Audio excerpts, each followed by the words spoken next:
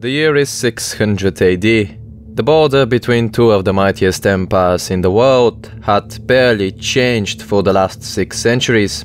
However, everything was about to turn completely upside down in a matter of a few decades. The last war of antiquity was to begin soon, a conflict that would change the world into an almost unrecognizable form. History didn't have to go that way, so what if it didn't? This channel is currently 100% sponsored by my patrons, whose names you can see here. If you wish, you can support the channel as well by clicking the link below in the description. Now, back to the video. In the 6th century, the Roman Empire once again dominated the entire Mediterranean Sea, thanks to the ambitious reconquest led by Emperor Justinian. However, troubles would emerge immediately following his passing. New migrations of hostile people such as the Avars and Lombards would lead to the loss of much of the reconquered Roman land. The ambitious campaigns of Justinian had drained the Byzantine treasury, and on top of that, the throne in Constantinople was occupied by a series of mediocre emperors who proved to be too incompetent to handle the spiraling crisis. At least that was the case until the resilient Anatolian general Maurice claimed the purple. The new emperor's first actions were to end the hostilities with Rome's most dangerous enemy, Persia. Unlike the old empire of Augustus, Iran Shar, as it was called by the locals, was not showing any signs of decline.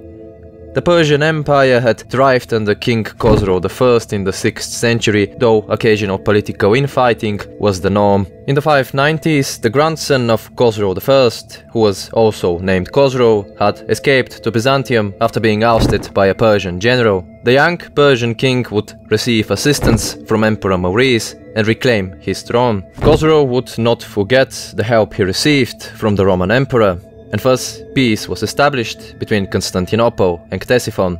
However, that would not last for long. In 602, Maurice and his family were massacred, and a Balkan general named Phocas claimed the imperial regalia. The new emperor threw away all the progress Maurice had achieved against the Avars to the north, as he had another problem to deal with to the east.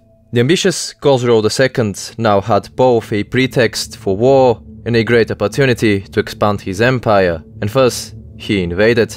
What began as a conflict to oust the pretender Phocas and replace him with a pro-Persian candidate became a war of total conquest after the Persians made significant advances. The unpopular and unstable rule of Phocas led to much internal rebellion, most notoriously in Africa, where a governor named Heraclius the Elder rebelled. In 610, his son, who was also named Heraclius, would enter Constantinople unopposed, oust Phocas and proclaim himself emperor. However, the civil war with Phocas had severely destabilized the empire, and by 617, Khosrow II would successfully conquer Egypt and Syria, regions that had been consistently under Roman control since the time of the Republic. The Persians would also strike Anatolia, reaching as far as Chalcedon. It seemed like the days of the Eternal Empire were numbered. However, Heraclius was not one to give up easily. From 622 onwards, the emperor took Byzantium on the offensive, and after some initial Roman success, culminating with the Battle of Nineveh in 627, Khosrow would sue for peace and return all lands he had occupied, an action that would cost him his life. Heraclius had saved Rome from total collapse. However, this pointless destabilizing war would allow for the newly established Muslim Empire to the south to conquer Persia and most of Rome in the matter of a few decades. The story would have been completely different had Khosrow II seen a slightly bigger success at the beginning of his war. So, what if the Persians had some extra luck on their side and succeeded in toppling their eternal enemy? To achieve that, we would have to make the rebellion of Heraclius unsuccessful. The emperor would fail to assume the throne in 610 and instead return to his base in Africa after his father's passing and continue to fight both Phocas and Persia from there. This would weaken Byzantium even further, allowing for Khosrow to conquer Egypt and central Anatolia early on in the war. In 617, the Persian Shah would send an offer to the Khagan of the Avars to lay a combined siege on Constantinople, an offer which the nomads would be all too eager to accept, given the promise of all Balkan lands of the empire.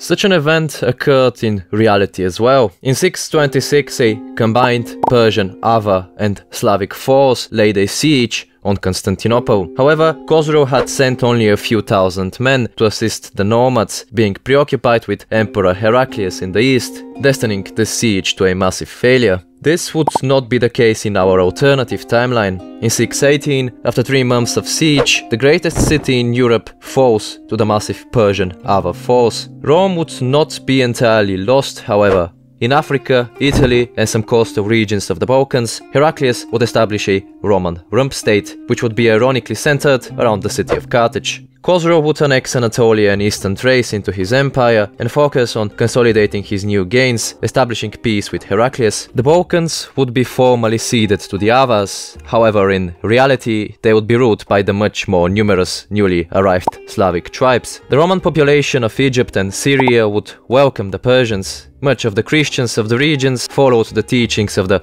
Nestorian and Monophysite sects that were condemned as heretical by the Romans after the councils of Chalcedon and Ephesus centuries earlier.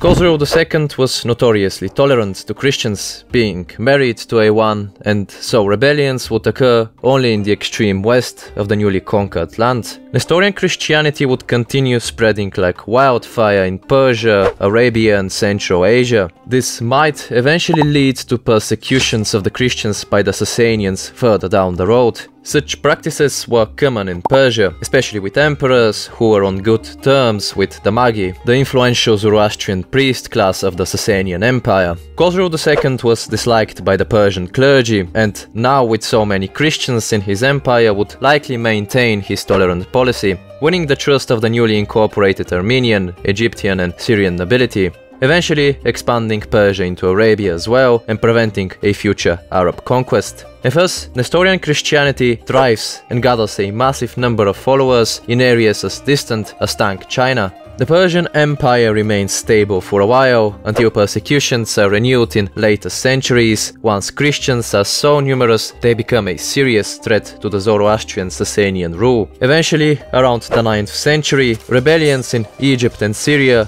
lead to the establishment of independent native Christian kingdoms, while Persia continues to exist as a powerful regional player.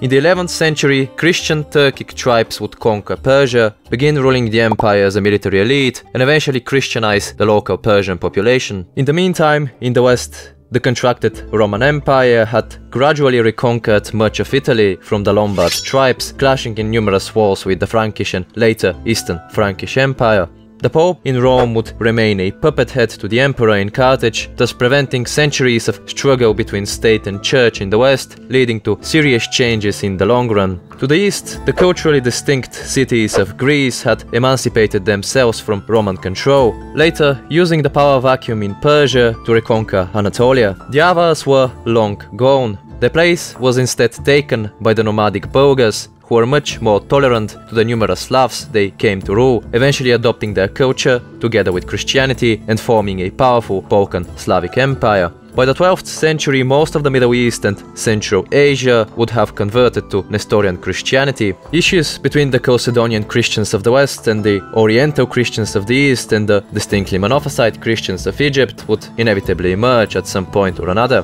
From that point onwards, predicting anything is nearly impossible, so I have to leave the rest to your imagination. Special thanks to all who stayed till the end, and to my patrons who support the channel financially. That was all from me, and I'll see you in the next one.